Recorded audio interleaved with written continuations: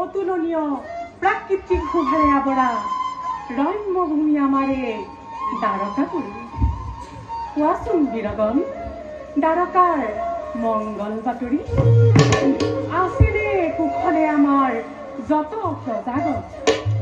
হৈছে নেকি ৰাজ্যৰ কোনো অংশত দুৰ্ভিক্ষ বা মাৰি মৰক? হে ৰাম, দ্বাৰকাৰ সমগ্ৰ প্ৰজাৰে মংগল, অনাবিল সুখ আৰু শান্তিৰে বিৰাজ কৰিছে দ্বাৰকাৰ চৌদিশে।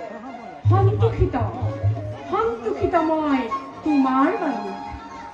কোনো যদি নিতে মই দ্বাৰকাৰ মংগল বাতৰি, অন্তৰত লঘু অশেষ তৃপ্তি।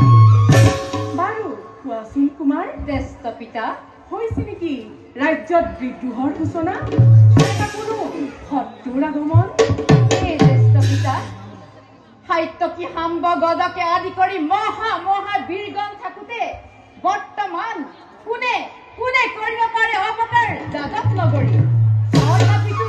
তথাপিতো যদি কোনোজনে কৰে বিদ্ৰোহৰ সূচনা, পৰাজিত কৰি তাক সন্মুখত উচিত শাস্তি কৰিম বিধান। হে ৰাম, বিশাল সাগৰ অতিক্ৰম কৰি নোৱাৰে পখিব শত্ৰু এই দ্বাৰকা নগৰী। তথাপিতো যদি আহে কোনোজন, দ্বাৰকাৰ সীমানো পাওঁতে প্ৰথম তাক জমন হব। যাদৱৰ শক্তিৰ আগত যুঁজ দিব পৰা শক্তি কাৰো নাই দাদা। যদিও বা আহে কোনোজন শত্ৰু, বিপুল পৰাক্ৰমে যদি উচিত শিক্ষা দিম সিহঁতক, চিন্তা নকৰিবা দাদা। ধন্য বীৰগণ, ধন্য এই দ্বাৰকা নগৰ।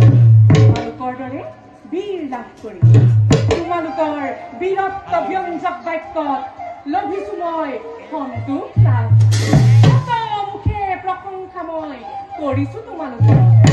তথাপিও বীৰগণ, সতৰ্ক দৃষ্টি ৰাখিবা দ্বাৰকাৰ চৌপাশ। হিৰণ্ময়ী এই দ্বাৰকাৰ বুকুত